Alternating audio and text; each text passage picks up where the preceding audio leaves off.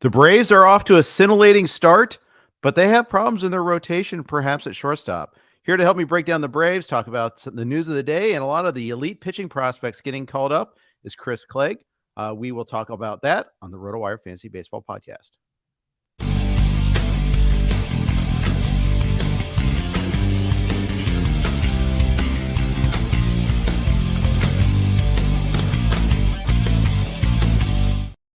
Hey everybody, welcome to RotoWire Fantasy Sports Today. Got fun times with two windows open at the same time there. I don't know if everybody heard that in the background there. Heard my own voice as we were playing the musical intro. But anyways, welcome to the RotoWire Fantasy Podcast. I'm Jeff Erickson here with Chris Clegg. You can catch Chris on Twitter at RotoClegg. That's the easiest way, and you can see everything that he does. But if you don't know Chris, you should. Chris is awesome, first of all. But you can find him at the Dynasty Dugout. He's a co-host at the Toolshed podcast. You can catch him also at dynasty.dugout.substack.com, and of course at Fantasy Pros as well. Chris, welcome. How are you? I'm good, Jeff. Thank you so much for having me. It's always good to chat with you. We had a good round of golf out in Arizona back in the fall, and so it's good to talk again. Yeah, exactly. And even though I don't golf, Lefty, it's fun to be with a fellow lefty. So you got that as well. We got lots of news. Unfortunately, not too much of it great on the pitching side of things because that's the way things have been going lately. Tyler Mahle out for the season with Tommy John surgery. The Twins barely got anything out of Mahle after the trade last year. They traded away Christian Encarnacion Strand, Spencer Steer in that deal. Everybody can't wait for CES to come up, but just on the human side of Mahle, it's a tough break. He had all the shoulder problems before, now the elbow problem. Yeah, it's not ideal. The trade hasn't looked great so far, with the injuries, obviously, to Mahle. And he was off to a decent start. He had a 3.16 ERA so far in 25 and 2/3 innings, but obviously the injuries kind of caught up with him, and it just hasn't been pretty. I will say I do like that it opens up a spot for Bailey Ober and Louis Varland, I think, to potentially get some run. And I like both those guys a lot. So I think those are kind of sneaky ads at this point with two arms that I think will likely stick because they kind of bumped in and out of the rotation. But I think there's spots for both of them now at this point. And, I think Varland's pretty underrated. Like his numbers on the surface haven't looked great this year. But the Stuff Plus model loves him. The strikeouts have been there. Like his stuff has ticked up significantly this year. So I'm all over Varland, like anywhere I can get him. And I think he was like the sneaky FAAB ad last week. And if he's somehow available, he's going to go for a lot this week. Right. This like a week and a half ago, because I remember Brian Bloomfield, our friend, was on with Scott Genstad on the Sunday Night Pod, and they were talking about, we used to be able to sneak him through. And no, he went for $60 in almost every NFBC main event. And that was, a week and a half ago when the news came that he was going to get a chance, even before we saw him pitch.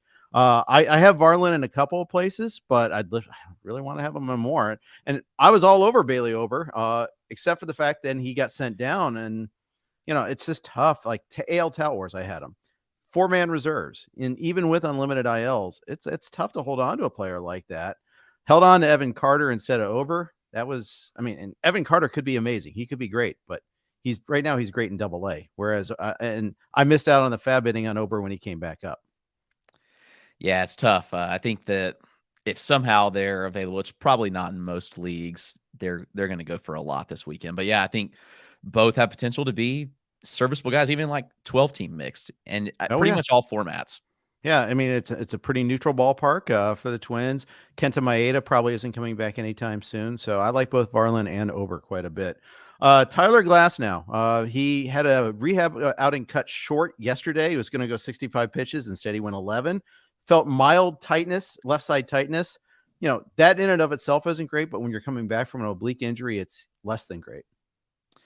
Yeah, he just stays injured, unfortunately, and can't stay healthy. And I know the report came out today. It said the report from the doctor was good. There's no new injury. He's expected to resume his rehab on Tuesday. And then they said make one more start after that. But golly, you just can't trust him at this point. Like he stays hurt. He'll come back and he'll start a couple of games and look really good and then suck us all back in. And then he'll get injured again. The stuff here is really tantalizing. I love what Glasnow brings to the table. But unfortunately, he's just kind of made of glass. Yeah, Glass Joe, Glasnow, all that. All the glass puns. We can all do it. And I have many times. We'll do it again. No shame.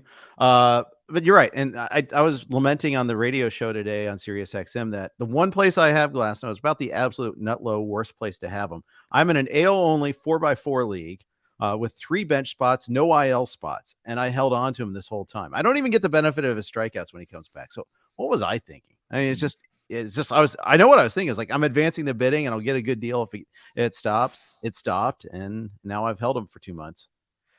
Yeah, that's tough. And I think most people held him. I mean, because it during draft season, the expectation was a little sooner than now for him to come back. And it just hasn't really obviously materialized like we thought. Yeah, exactly. So, yeah, the Rays have a spot for him. I mean, they're kind of treading water. They're down 2 starters, and one of those is Glasnow. But at the same time, I mean, they're down Jeffrey Springs, and that one just breaks my soul. But it is what it is. And Taj Bradley is still learning the nuances of 5 versus 6, apparently. Yeah, it's a weird scenario there with what's going on. And obviously the Rays kind of look like geniuses because they sent Bradley down to shift from 6-day to every 5-day, and he like imploded in his next start. It was like, I think he allowed like 8 earned in AAA. And so they were like, they look like geniuses, but Right, and he was not even good in his next start. But at the end of the day, like, we know that Taj Bradley is capable of being a high-end producer. There's no reason he should still be in AAA, in my opinion. And it's like, why could he not adjust to every 5th day in Tampa versus in AAA? Like, he has nothing left to prove at this point in AAA. Exactly. Now, the one thing I want to be cynical and say, okay, it was all, service time manipulation, but then why did they call up Bradley in the first place? Yeah. That's the part that doesn't track, that doesn't follow very well, unless it was just he happened to be on schedule for those starts. Yeah. I guess that's the only other way of looking at it there. I mean, when you're the Rays, you get away with that because you're killing it right now. So, I mean, it's hard to really criticize them too much. Right. But everything they do and touch seems to turn to gold at the major league level, at least. So It's just insane what they're doing. Max Scherzer missed the start this week, has neck spasms, tried to play catch yesterday, had to cut it short. That's really bad, I think, especially considering he missed a World Series start because of this in the past. I mean, this is not something that just came out of the blue. This is something that's kind of part of him. Yeah, it's becoming more and more concerning that the injuries are just piling up with Scherzer as well. And, at some point, Father Time catches up with all players. And I think we've been fortunate to see so many of these guys like him and Verlander pitch at the level they have up to in their late 30s. And, it just, at some point, your body just breaks down. The pitching motion is just so intense on your body. And that just becomes tougher and tougher over time, I would say. I'm not a professional pitcher, and I'm not 38 years old, but I can imagine that's pretty rough on the body, especially with how hard some of these guys are throwing. But I would say that it's concerning with what we've seen from Scherzer and the fact that he has not stayed healthy recently, and he's been in and out, and he just hasn't been able to stay consistently in the rotation and perform. And obviously last year he was really good when he pitched. He threw 145 innings last year at a still elite level. But this year has not been that when he has been on the mound. There's been some struggles. He's walking a lot more guys, not getting as many whiffs. And then the injuries too. Like, you have to wonder if he was hurting in those starts. Right. Because he just didn't look like vintage Max Scherzer. And that's something he's been dealing with now for the last couple of years. And it's kind of one of the reasons, like, oh yeah, I'll definitely take Verlander over him because of the health. Oops. So much for that. Although Verlander, in fairness, pitched great yesterday against the Reds. Choppy first inning and then didn't allow a hit after that. Really looked good. And for one day gave the Mets some good news. Then today happened and they got shut out again, which by, a cast of never was is like Ben Lively, and it gets worse from there, sort of type of pitchers. But let's talk Verlander and we'll talk Mets generally here. But Verlander, is it full speed ahead with him now? I would think so. I can't imagine that, he comes back at this point. I don't think they would have pushed him back if they didn't feel like he was ready. And I think they know they'll need him for a potential postseason run. Obviously, they haven't looked like a postseason team at this point, but we know this team will push back up. They'll be in the mix for the division by the end of the season and be in the postseason. So, they're paying this man substantial money, and so he's gonna.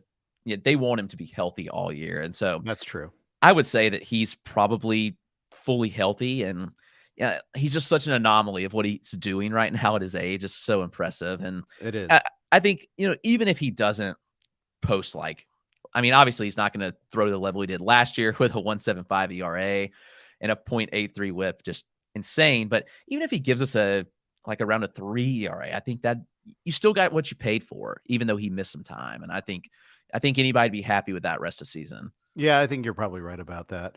But it is it is funny. And earlier you said I don't know what it's like to be 38. Man, I wish I knew to be on the good side of 38. But that was 15 years ago. So there we go. But almost 14 years ago. Math is hard.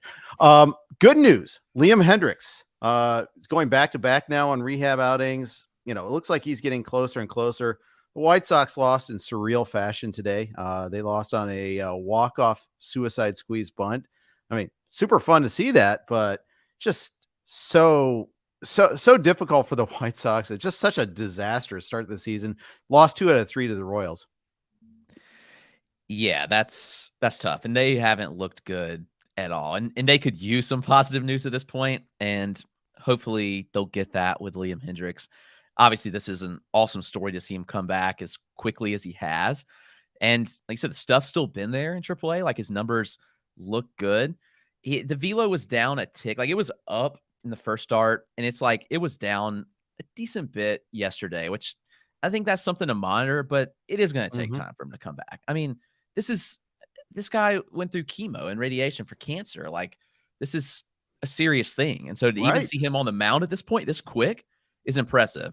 So even if he needs some more time at AAA, I think it's just so awesome to see him on the mound. What a great story. It really is. And can't wait. And the thing is, they've been treading water with Reynaldo Lopez. I think Kendall Graveman got a save the other day. But, clearly he's stepping right in as soon as he's maybe gets one game in the major league level, and then it's back to business with him, I would think. They said he's going to pitch one more game on Sunday for Charlotte, and then we'll probably see him at the start of next week. So, not available anywhere. I think everybody that when we got the good news that he was going to finish his chemo early, that we knew that, okay, in that place, you had to jump on him then, or you weren't going to get him at all. So we'll see.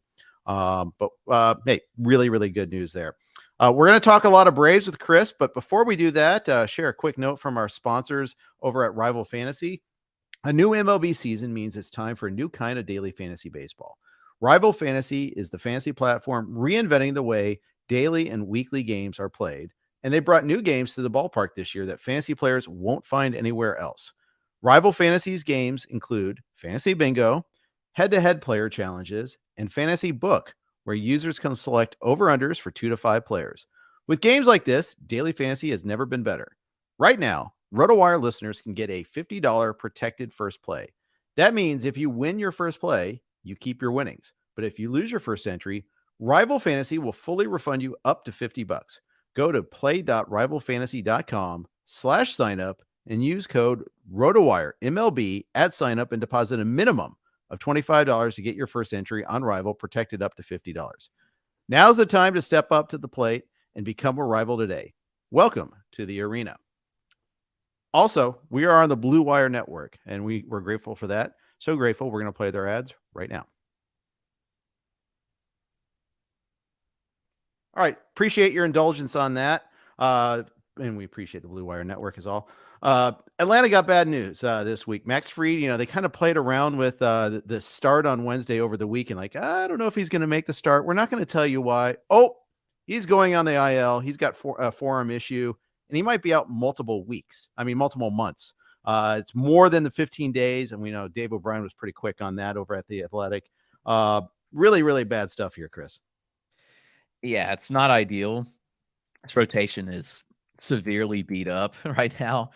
And even guys that could potentially replace them are also on the IL, and not even attractive options, but like Colby Allard and Huascar Yanoa.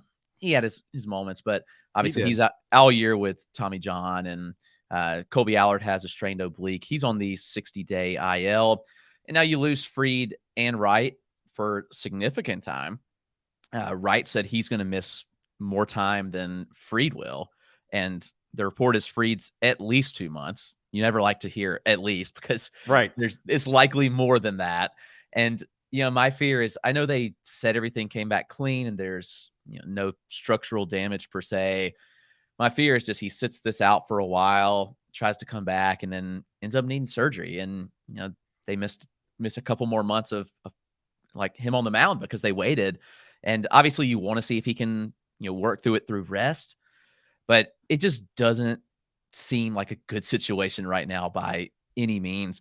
And I'm not sure Kyle Wright's is any better because shoulders are probably just as bad. And right, the shoulder issues linger around forever. And even shoulder surgeries, you have the surgery and your shoulder's never really the same. So if Wright does need surgery, it's not a good situation right now. If you look on roster resource, there is 3 guys in the Atlanta rotation with Spencer Strider, Bryce Elder, and Charlie Morton. So obviously they have to fill those gaps. They had a bullpen game yesterday and they lost, but I think we'll see. But the pitching wasn't bad in that one. I mean, they were ahead at 1.3-2, and then Boston rallied pretty late in that one. Dylan Lee has been a really good pitcher all year. He was a very nice opener, but yeah, it's tough. I wouldn't be surprised if, and they said that Mike Soroka is actually, I think he's pitching right now as we speak at Gwinnett. So we probably won't see him for at least one more start, but I got to think he's among the options for them eventually here. Yeah. And they talked like they were going to baby him back, which makes sense. I mean, he hadn't pitched in 3 years, so it completely makes sense to kind of slow play this and really see him, work his way back. But, desperate times call for desperate measures.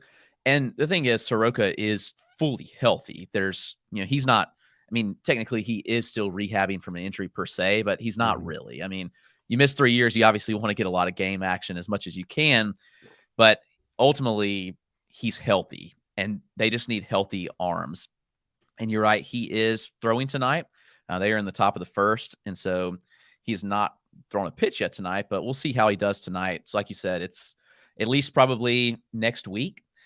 I was under the impression that obviously if the rotation had stayed healthy, that Soroka was probably going to stay down in AAA most of the year and then come up towards the end of the season and kind of work out of the pen, like towards postseason time, and even give a couple guys like some days off here and there and kind of spot start. But that plan has to change at this point because you have so few options. So yeah, I would say Soroka will probably be up by the end of the month at the latest.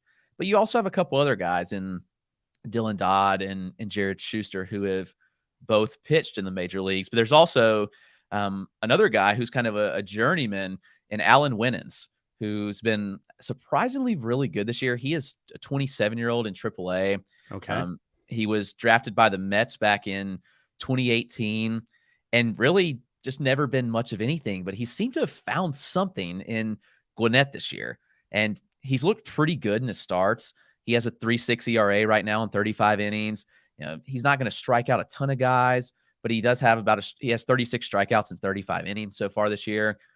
So he may be a guy that fills a spot here and there, but I think you're probably looking at Schuster, Dodd, and Soroka will be kind of the main focal points here in the rotation. And so I know they've kind of bounced around. They haven't looked great when they've pitched in the major leagues. And Dylan Dodd was horrific. There was speculation he may pitch on Wednesday for the big league team, but he pitched in AAA on Tuesday and it was horrific. So it's kind of like, where do you go? And so that's Winans reminds me of JP France, kind of an organizational soldier, and he's the one that's pitching well right now. So he might get that chance. Because France, he wasn't a big prospect. He looked really good in his first start. And he was, they called him up over Forrest Whitley because he was the one that was actually doing on schedule and pitching well now. Yeah. So you never know. And I thought there was some speculation that Winans could come up Wednesday. He did kind of line up for that. And on Monday, there was still both spots were TBD in both AAA and the major. So I was kind of speculating. It didn't happen, but it wouldn't surprise me if we do see him. And that name may shock some people when they hear it, but it's a name to at least be aware of at this point. Everybody knows Schuster and Dodd, but Winans is, like you said, I think France is a pretty good comp there as to, the guy that's just kind of paid his dues and he's looked good. He fits a start, like it's on his schedule and he may get it. Yeah. And we'll see, like he gets that good first start like France did. You're going to start to see $100 bids in the NFBC on him. And I don't know if I'd get behind that. I wasn't anywhere close to getting JP France this past weekend when I saw those bids. But then again, pitcher on a good team who got a good result, and a clear opening too. I mean, the Astros are in a very similar position to the Braves with really 3 healthy starters right now. Yeah. It's a tough spot to be for 2 really good teams, but Yep. both teams have obviously looked good. The Astros have been, they haven't met expectations. They're still above 500, but the Braves have been stellar. And surprisingly, the Marlins in second place, but 6.5 game lead right now. They have the largest lead of any division to this point. So it's but the arms, I mean, they've got to get healthy. They've got to get some arms in there, or they could see that lead kind of shrink a bit. Yeah, and similarly, both teams have pretty good bullpens, although not when they face the Astros, but that was a pretty bad series. But generally speaking, they've got a pretty good bullpen. The Astros have a pretty good bullpen, and at least in the Braves, they've got a lineup that's still red hot right now, whereas, I mean, that's the difference. Astros really aren't hitting like that, but we'll see. We'll see what happens the rest of the way there. But and the problem is they both all tapped into their farm system a lot. I mean, it's a good problem to have. A lot of these guys are on their major league team already. Spencer Strider's already there, and making big waves. I mean, Grissom, we'll get to the shortstops in a second, but they don't really have a lot of material to trade right now either. No, I think they will potentially try. I mean, it has to be on Alex Anthopoulos' list to make a trade by midseason for an arm. They have younger talent, and that's the thing. The Brave system looks really weak at the top right now because you have guys that are in the major leagues that, would typically be still in the minors. Like Spencer Strider, they pushed him, and obviously he looked elite. And so he never looked back. Michael Harris, Michael Harris is another guy who in a normal year, like last year, he probably stays in AA and then he's bumped to triple and then starts triple this year. Even Grissom, I know Grissom's bumped back and forth, but they pushed Grissom aggressively. And those are all 3 guys that would, quote, still be in the farm system that are higher end players that aren't. And so the top, like Gwinnett's not good. They don't have a lot to trade that are close to major league ready. And even Mississippi in AA is not great, but they've done a really good job of drafting a lot of talented arms, just younger arms. And, teams are willing to take chances on those type guys. So it wouldn't surprise me if they package a few of them to try to get some kind of starting depth at some point this year. But like you said, they ain't trading anything that any team that's looking for some prospects close, they don't have any of that. Right. That's absolutely for sure. And arguably, calling up Michael Harris and moving Strider to the rotation saved their season last year because they got off to a really slow start last year. They were using all sorts of stuff in center field, and Harris came in and solved that problem in a big way. It's fun. Both Chip Carey on the TV side and like the radio side, they love themselves some Michael Harris, and now Carey's obviously in St. Louis. But man, every time he came up, anytime he made a play, you could tell how much they loved him. Yeah, he's a very likable player. I mean, he plays the game with high intensity, both on the offense and the defensive side. And his glove saved the Braves as much as good of his bat was last year. I mean, he made some stellar plays in center field that very few center fielders in the league could have made, which, like you said, it saved them big time. And they were 10.5 out at the end of May last year to the Mets and came back and won. So like I said, those were impressive moves then. It just worked out. It doesn't always work out like that, but it did. Yeah. And it's a reminder they were 10.5 out and they still won the division. Things can change. Note to the White Sox, note to the Cardinals on that one there, that you can turn it around still. Let's talk shortstop. Vaughn Grissom surprisingly got sent down at the beginning of the season, did get the call when Arcia got hurt, and now he's back down in AAA after not impressing on his call up here. What's the long-term rest of the season outlook for a shortstop with the Braves? That's a great question. You have to assume it's Arcia at this point because he was the guy before he got hurt, and he's been the guy again. And honestly, they've kind of looked like geniuses. I mean, Arcia's, performed at levels he's never performed, and it's certainly a bit unexpected. They extended him through 2025. Right. Not a big extension. I mean, an average salary of $2.4 million a year, but still, I mean, they saw enough in him to say, all right, we want you around for several more years. And I will say, completely was wrong on the Grissom situation. And I was pretty adamant that Grissom was going to be the guy. Everything that I had been told from internally was that Grissom was the guy, and everything you heard Ron Washington talk about. I mean, Washington worked with him every single day in the offseason and spoke incredibly high of him. And you obviously coach speaks a thing, but Grissom's bat's fine. I mean, Grissom has a high floor because he makes so much contact. It was never a flashy power speed profile. Like Grissom was never going to be an elite fantasy asset, but we certainly thought that he would be the everyday guy. Like that was what he was groomed to do. And the Braves just had other plans. And most people were blindsided. There's people in the org that were honestly shocked by that move. Yeah. And again, it's worked with Arcia. Who knows if this lasts all year? It feels like Arcia's been around forever, but he's just 28 years old. It seems like he debuted at 21 in 2016. So he has been around a while, but still, I mean, he could just be entering the prime of his career and figured something out that, we don't know.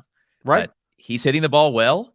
He's got a 339 average this point, a near 400 OBP. I know he missed some time due to injury, but still, I mean, 61 plate appearances, 2 home runs, like WRC plus of 148.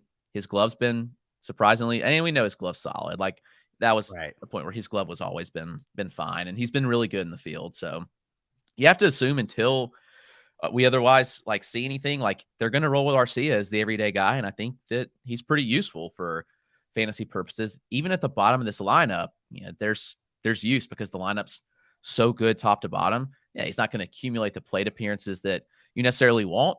But if you're out of the 9 hole consistently, I mean, Ronald Acuna's up after you. So you have to like that. And then worked for Michael Harris last year, right? Right.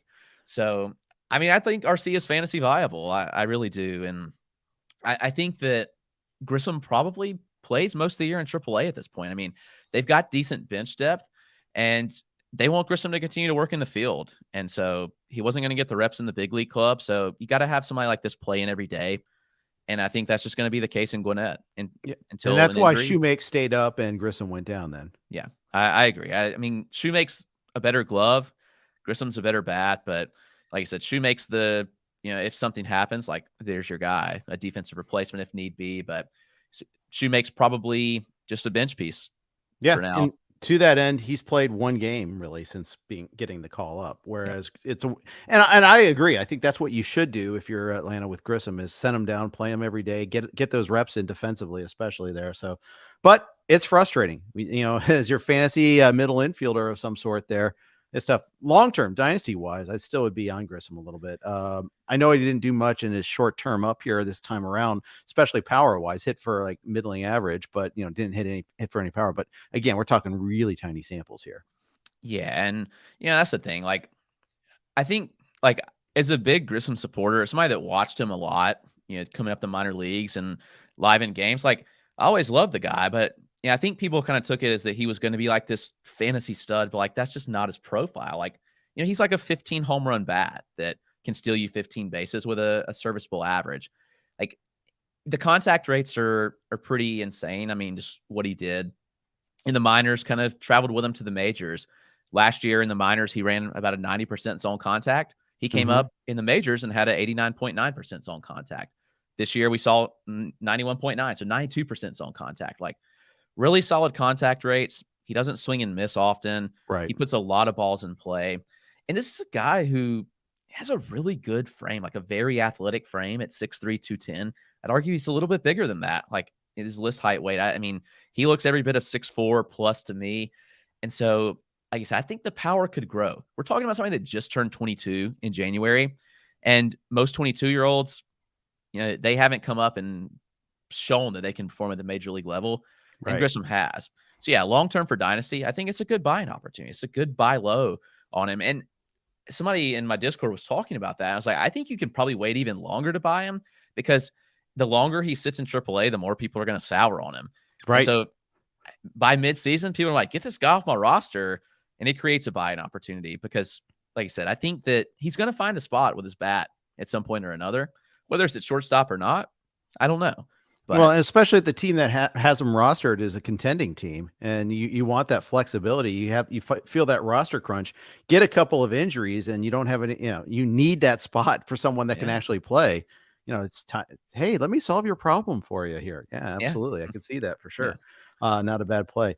Sticking with the Braves, the other sticking point for them was left field for a while. They're getting so little out of Eddie Rosario and Marcelo Ozuna, and all of a sudden, both of those guys have started to heat up a little bit. Yeah, it's so funny. And 20-team dynasty, the Highlander dynasty, which is a highly competitive, like pretty much all industry dynasty league. I dropped Marcelo Ozuna 2 weeks ago. And then he goes on a heater. I was like, I mean, he was like a 0.91 average. I'm like, whatever. Like, I'm sick of this guy. Getting booed every single time. Yeah. Like, terrible person. Now he's terrible at baseball too. Like, just get him off my roster. And then he goes on this tear and hits like 5 home runs in 1 week. And he's sitting on the waiver wire when he could have been on my team. It's just, so bad. Did you put in to try to get him back? Yeah, I didn't get him last week. I rebid. And it was almost like my conscience didn't want to let me bid though. I was like, I just dropped him. I cannot bid on him. But yeah, I didn't get him, which is unfortunate. But a little boot and rally there. Try to do that there, but it didn't quite work out. Yeah. That's what happened with Bailey Ober, except for the bad person part. I mean, he might be a bad person. I don't know, but he's actually, I think he's a good person. I don't know. But I lost out, and it's just so frustrating when that happens. Are they content with those two, like Pilar and Hilliard? Are they content with those as their rotation at DH and left field? I don't know. I think it's at this point a money thing. They're right near the luxury tax. Mm-hmm. And so I'm just not sure that they can afford to go out and trade for a high, which is also the concern with pitchers. Like, all right, can they afford to go out and get like a high dollar pitcher? And I'm not sure that's the case if they want to, because afford isn't the right word though. Yeah, it's not. Opinion, yeah, because it's Liberty Media Company here. Right. I mean, they're loaded, but still, yeah, they not want to pay the luxury tax. That's the thing. That's the word we're looking for, is want to. Yep. Like I said, left field has been a complete, just, horrific mark on the team until like you said, the last couple of weeks has just randomly turned around. And whether that sticks or not, I'd say probably doesn't stick. But, if it somehow does continue to work out, then they'll roll with it. I mean, your guess is as good as mine there. I don't see them going out and trading for somebody. And they don't really have any. They had somebody in Justin Henry Malloy who they were actually grooming to play left field, and they traded him to Detroit for what's his name? Reliever. Oh, Jimenez. Yes, Joe Jimenez. Like, everybody's like, oh, he's going to be the closer. I'm like, Joe Jimenez isn't good, but that's beside the point. But anyway, I liked Malloy a lot, and it was a tough transition, but they don't really have anybody waiting in the wings. So it's probably just kind of a, fill the gap until we have another option. And like you said, unless they just randomly are able to get somebody on the cheap, like they find somebody that's still cost, which has a decent salary. And the cases of them being able to trade for somebody like that, like a good player that's serviceable in left field that doesn't have a big salary or slim, considering what we talked about, just the lack of depth in the system. So it's kind of a weird spot for them to be in. And I'm guessing it's kind of plug and play as long as they can. I mean, it's working. I mean, if that's your only hole in the lineup, then I'd say they're doing okay. If only there was a history of the Braves trading for an outfielder right before the playoffs and having it work out. Oh yeah, it still might. That is like, I do think that is it. They're like relief pitchers. Those are the two easiest things to trade for: corner outfielders and relief pitchers. So, they'll get this year's version of Solera. Maybe they find a guy that maybe has a bad contract for that. I don't know. We'll see. For a couple months, it may be something they're willing to do, not for a long-term extension. That might be the thing that they could watch for there a little bit. All right. Any other Braves issues we should talk about before we move on to Eury Perez? I don't think so. I mean, obviously Michael Harris hasn't been up to par so far, but I think he'll be fine. I mean, injury coming back from it. Ronald Acuna's lighting the world on fire. I mean, he's returned every bit of value so far. Matt Olson's struggling with strikeouts, but the power's there and the strikeouts have trended downward. Austin Riley's kind of been a question mark. Like, people have asked, like, is he going to regress? And I don't think so. Like, he was so consistent for so long, and he's going through a little slump. And not quite earning that second round price right now, but I'd guess we'll get there. Yeah, I'd guess at end of season, you look back and he's hit 30 plus homers and probably has a 270 average, and it's like, all right, like, he's fine. So even if he doesn't hit 280, 290, you don't really need him to, because the power is going to be there and the average will certainly come back. Sean Murphy's been phenomenal. Travis d'Arnaud's back, but you can't sit a guy like this at this point. I know they were kind of mixing and matching at the beginning of the season, but I mean, I think they're going to leave Murphy well enough alone now. I remember the week 1 panic about Murphy like playing 2 out of 5 days or something at the start of the season, and there were actually legitimate like, should I cut Murphy in 1 catcher leagues? And Darno saved everyone there by getting concussed, from making a huge awful mistake. But especially they paid Murphy. Of course they were going to play him. I mean, it was obvious. And that's what I try to tell people. You don't make a trade like that and then sign him to an extension that they did to sit him. I mean, maybe they were easing him in a bit, but like this is somebody that's going to play and get his plate appearances. And that's what you paid for. Like he got 612 plate appearances last year. I'd be shocked if he doesn't get 550 or more this year. I'm with you on that one there. All right, let's move on to the pitching prospect of the day of the week. Eury Perez getting the call on Friday against the Reds, going to make his major league debut, jumping straight from Double-A to the majors. Every week, Chris, I feel like we're having another elite pitching prospect getting called up.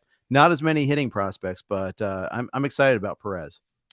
Yeah, it's been awesome to watch and see so many arms get the call, and you just have to think that the move that Major League Baseball made last year to give incentive to teams to call up prospects is actually working, because we've seen more and more top prospects get the call much quicker than we would have imagined. And I mean, with Eury Perez, talking about somebody that's 20 years old getting the call too, which is just wild.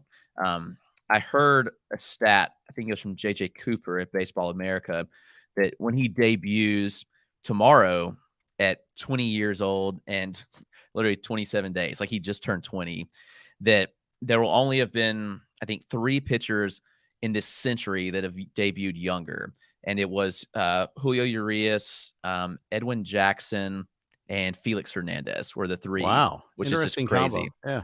Yeah. Poor Edwin Jackson. Name. Yeah. Never quite hit that, but man, was he misused too. But we'll see.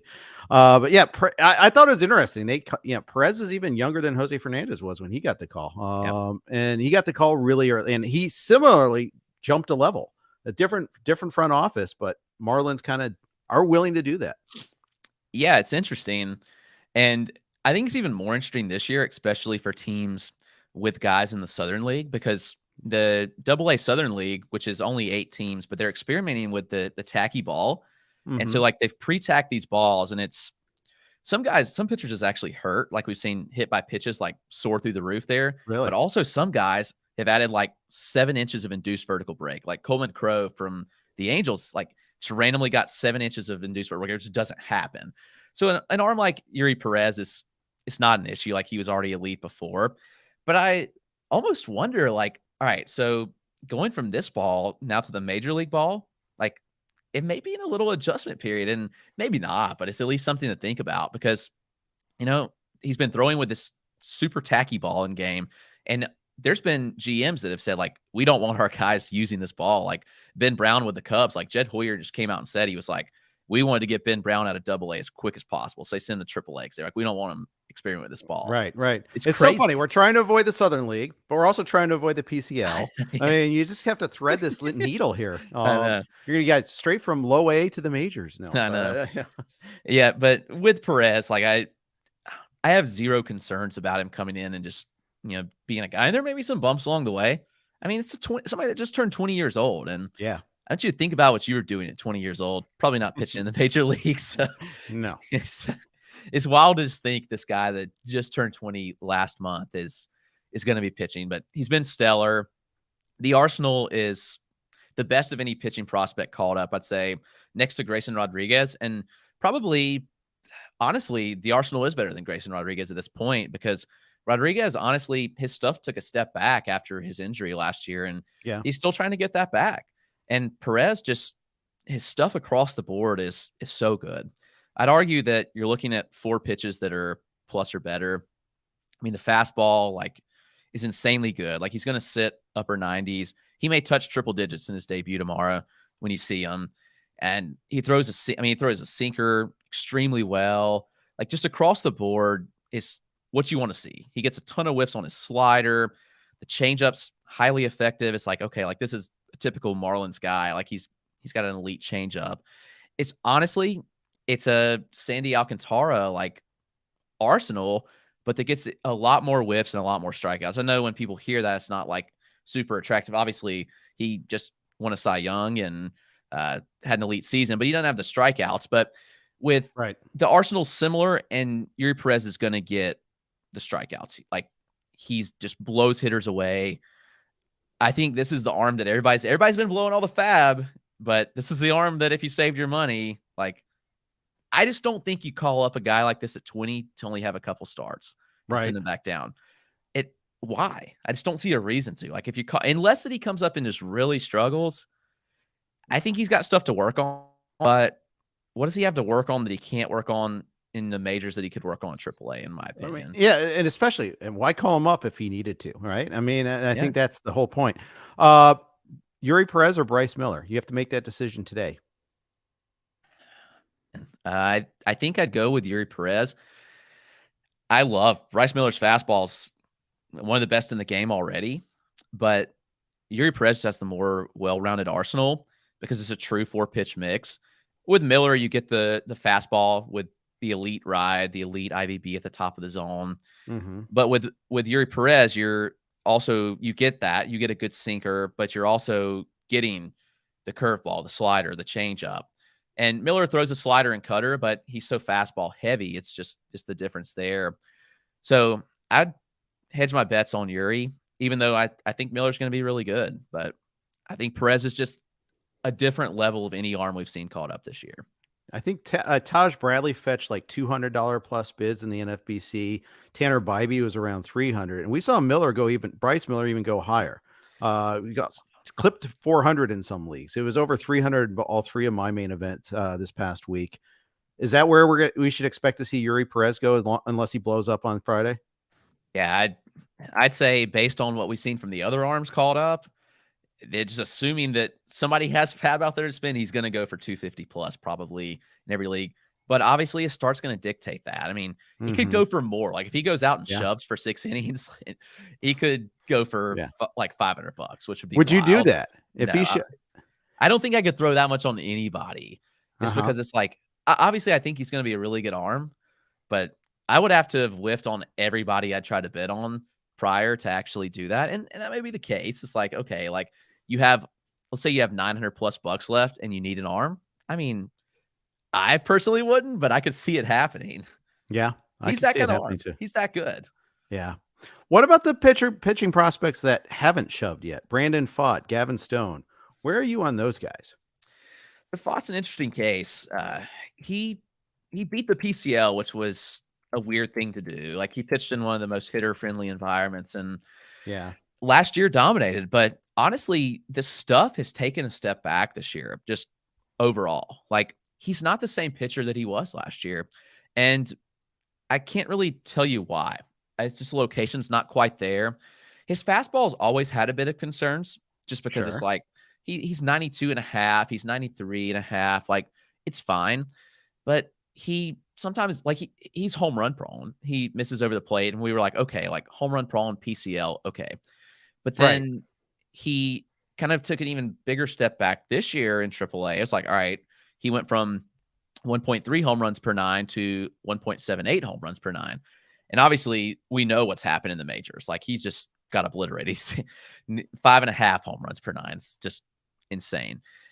But I will say, I didn't expect it to be this bad, but I also think the expectations had to be like he wasn't going to come in and be an ace. Like that's just not who Brandon Pfaadt was. Like he's a durable innings eater that's going to just consistently chew innings. I mean, last year he led the minors in innings by like 25 innings. Like he led the minor league in strikeouts by like 40 or 50 strikeouts.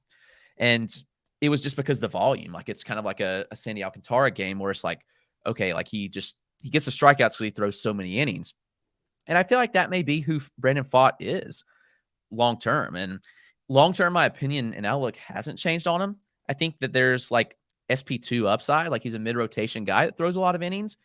But I think you have to be concerned for redraft. Like obviously the hype of the call-up was like, okay, like he's coming up. Like he's going to be the guy that Arizona needs. But then he hasn't been at all. And there will be better days ahead.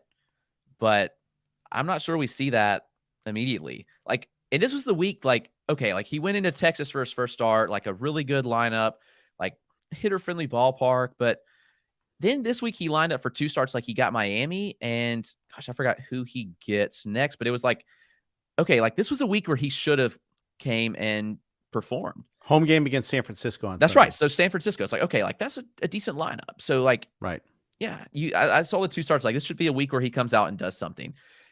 Maybe that's the case. Hopefully we see him perform against San Francisco, but Yeah, I mean, he won't face Jorge Soler. I mean, let's face it. It was Soler versus Pfaadt, basically, and Soler won bigly.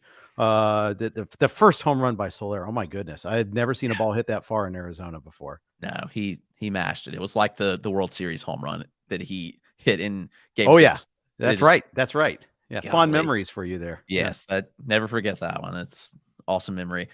Stone's interesting. You mentioned Gavin Stone.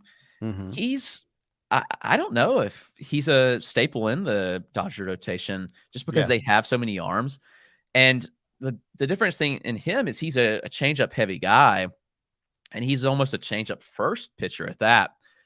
Kind of reminds me of Chris Pfaadt a bit, where Pfaadt came up and just kind of took the league by storm. And obviously Stone didn't do much of anything in his first start, but Pfaadt did this, and he was a changeup heavy guy, and eventually the league adjusted and he completely fell off. We know injuries kind of messed with him too, but guys that are changeup heavy, changeup first are typically we don't see excel. And Stone was arguably the best pitcher in the minors last year. He just absolutely dominated. But you have to wonder, like, will major league hitters just adjust to this? Because his fastball, he's not going to blow hitters away with his fastball. And he really doesn't have a true, like, breaking pitch to go to get a strikeout. He has a slider, but he doesn't throw it that often. He's so heavy changeup, and that's my concern with Gavin Stone. Yeah, he's going to get more chances in this rotation. Like, he's not written off by any means, but I think there are reasons to have a little bit of concerns about him long term, especially considering that you look at this rotation and they're healthy and they've got 5 guys they can rely on. And, what is Noah Syndergaard? We're not really sure, but I was going to say 4 guys in a wiggle. Yeah. Noah Syndergaard. And, Syndergaard left with a blister yesterday. So that's something to watch for. The decision whether to put him on the IL could come tomorrow with Thor. That could open the door for Stone. Now, I don't know. They sent Stone down on Friday last week. Has he pitched since getting sent down? I haven't tracked that actually to see what his schedule is like. Yeah, let's see. Let me pull up the game. I was on his profile and pull up the game log real quick. He threw on Tuesday. Okay. He looked good. I mean, threw 5 1/3, 1 earned. He did walk 4, which is not ideal in 4K. Right.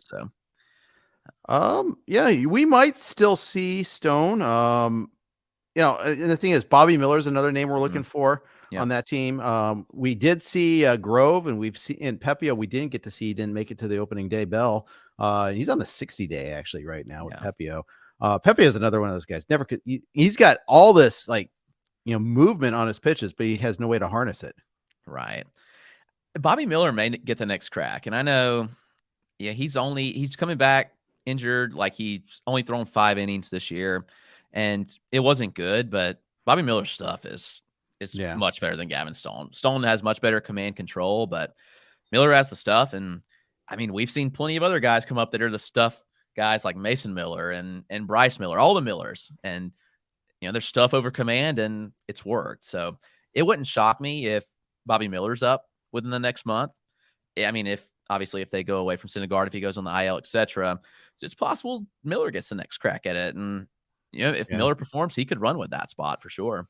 Like to see one good outing from Miller before you think about that, because he was not good in his last outing, and he's only made 2. That's the other thing. That might be what holds him back. But yeah, it's funny that the Dodgers have options coming out of their ears. I mean, it's really crazy how deep this farm system is.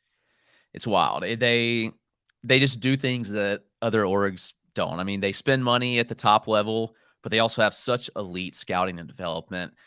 They have arms out the wazoo. It's insane. Like, they probably have 6 or 7 arms that you could argue are top 100 pitching prospects, just because they're that good.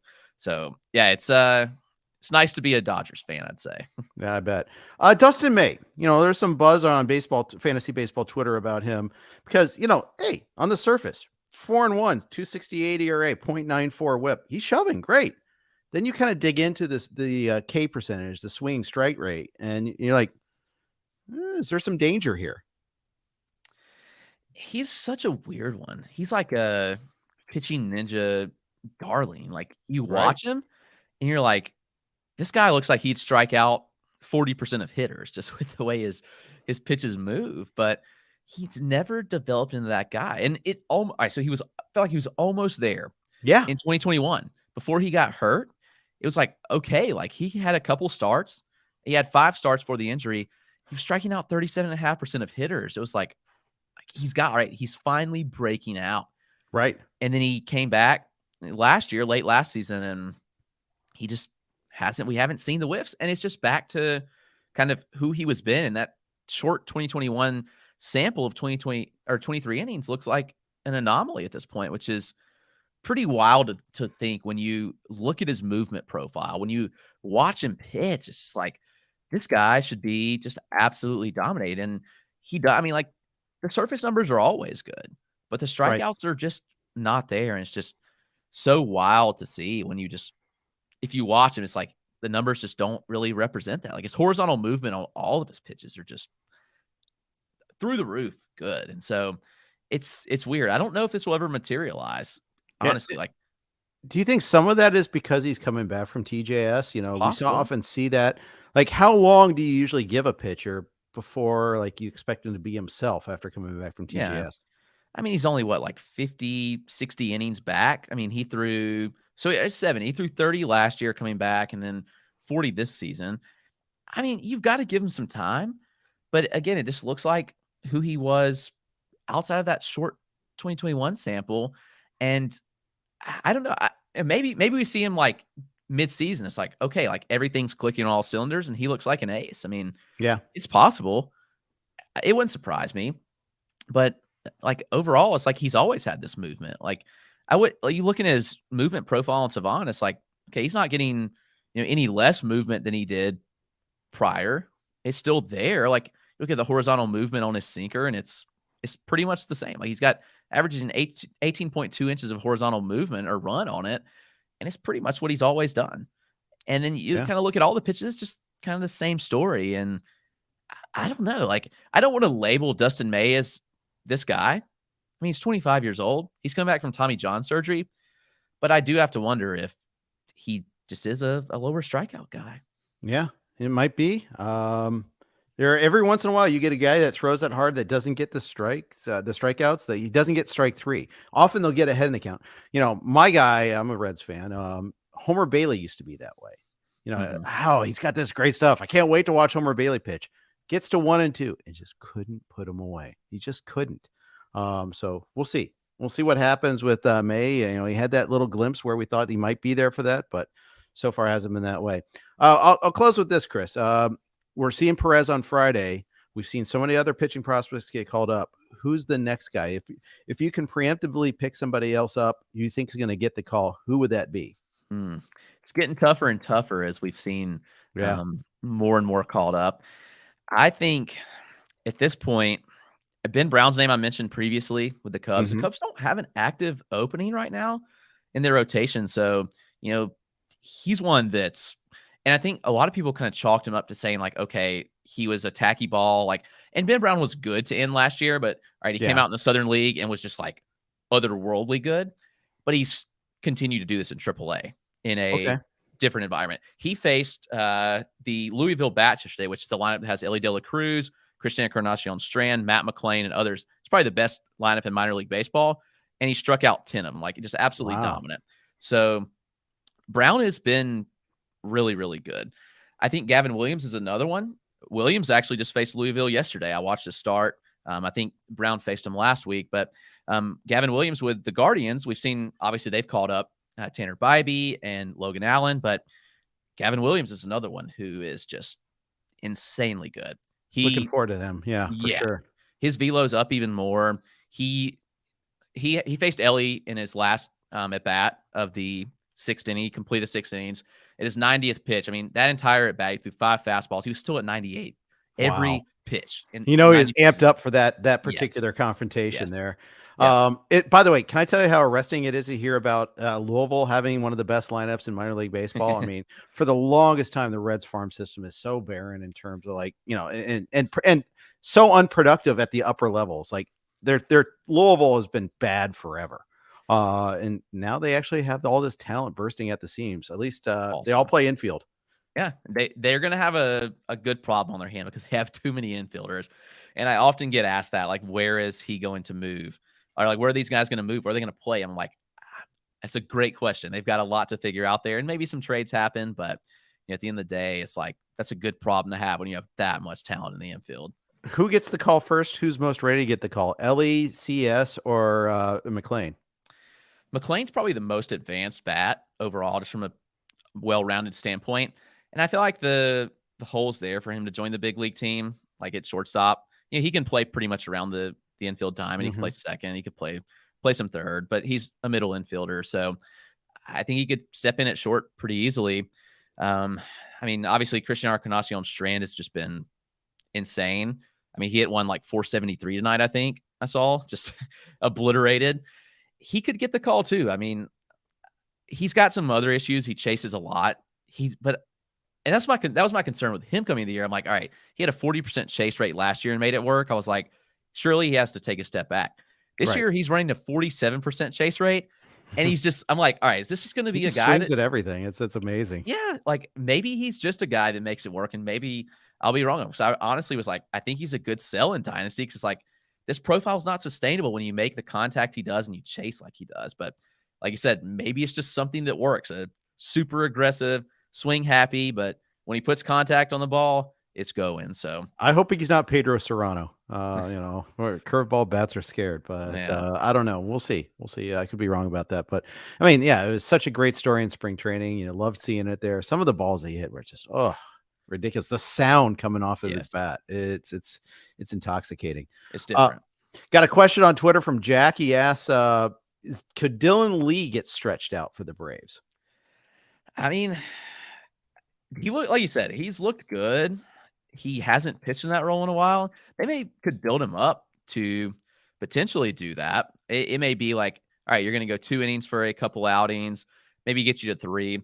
I'm not sure we ever see him in like a full starter workload, but like I said, he went 2 2/3. He faced 9 batters yesterday. So it's not crazy to think that he goes 3 and 3, and then maybe it's 4 the next time out. I was trying to look the last time that he actually went beyond 3 innings in a game. I mean, last year he was pretty exclusive out of the bullpen. He had a couple 2-inning bullpen stints. He had a 2 2/3 inning last year, the very beginning of the season. Yeah. So, I mean, it's not crazy to think like that he could do it. So maybe we Good see pitcher. that. Yeah. He might can make it work. Yeah. I mean, they used him as the opener yesterday. That may be kind of a precursor. We'll see. I mean, especially if they find Dodd and Schuster wanting. I mean, the fact is somebody has to start. Somebody has to eat these innings up. They're not just going to eat themselves, unfortunately. But that's true. Yeah, although it's nice that they had the 5 games scheduled this week. Worked out. I mean, the timing was pretty good for them as far as that goes. Guys, big thanks to Chris for coming on with us today. Make sure you give him a follow at Clegg, Clegg. You can see it right there if you're streaming with us. Listen to him on the Toolshed podcast. Read him on the Dynasty Dugout. Read him on also at Fantasy Pros. Anywhere else, Chris, that I'm missing out? I do a little work for Sox Prospects as well. They're high affiliates here in Greenville, so I do some scouting with them and write some scouting reports up for them. So do some work over there occasionally. So it's always fun. I love being at the ballpark. So find me there pretty often. Very good. Very good. Chris, this is a joy. I thank you so much for coming on board today. No, thank you. It was a pleasure, Jeff. Always enjoy chatting with you. All right, very good. Thanks to everybody for chiming in on the chat. I love seeing the active communication in there, especially with you guys bantering back and forth. Coming up tomorrow, 2-start starters. We got Clay and Todd for that. Thanks again for listening to the RotoWire Fantasy Baseball Podcast. Take care.